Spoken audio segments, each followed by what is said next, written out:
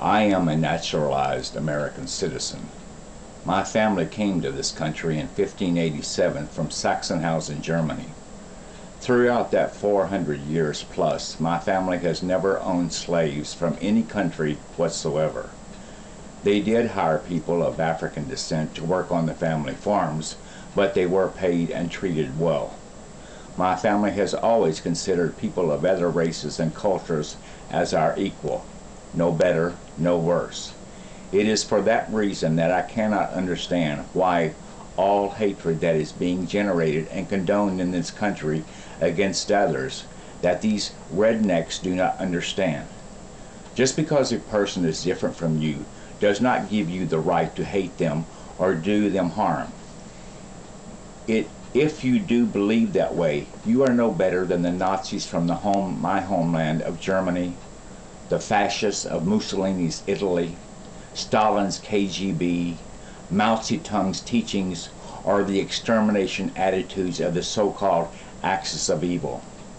Americans who have come to this country came from all walks of life, from the upper crust to the scourge of prisons throughout Europe.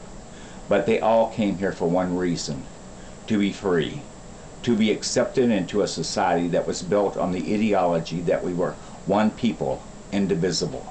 So what has happened? When you have a government that on a daily basis intimidates through fear, that fear becomes the basis of hate. That hate becomes the basis of retaliation and murder. And in the end, the country as a whole becomes a land without hope. A country in despair that their lives are being worthless and futile. After all, that is what the government under the present administration has brainwashed a certain segment of our society to believe of themselves. And when you feel that you are nothing and you have no chance of becoming something, you only have that hatred within you. That hatred that cannot accept another person based on their good deeds, their abilities, their caring for their fellow man, but can only see that person based on the color of their skin or their heritage. That is the truest form of racism and bigotry. Oh, it's easy to say, "Oh no, not me. After all, I have black or yellow-skinned friends, so how can I be racist?" Because it is how you think and feel when they are not in your sight. What is even sadder is that you have convinced yourself that calling someone a racist name or looking at them as something less than human is okay as long as you don't speak the words. Wrong. If it's brewing in that hostile brain of yours, then you are a racist bigot.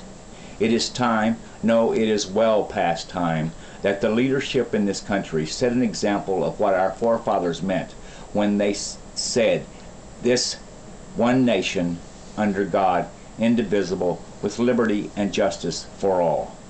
It's time to end the attitudes of "it's us against them," or "we're better than they are." It is time for this country to become united under one umbrella. To do anything less will surely bring about the downfall of us all. Like the motto of the state of Kentucky, "United we stand, divided we fall." That is the future of this country if it continues on this course of hatred and separation. But no one can make you change. It can only come about in your heart if you truly want to change. I know that when my ancestry came to this country in the late 1500s, this is not what they came here for. They came here to get away from all the bias and puritanical hold of the church. They wanted to be free to be whatever they chose to be. Now it is time for you to do your part. Now is the only time. The past is over and the future is not yet here. Put all those hatred and fears from the past to rest and make this country what it is supposed to be. One nation under God. One nation that cares for itself and others. Make our nation proud again, and we will once again become the land that every other nation on the planet wants to be like.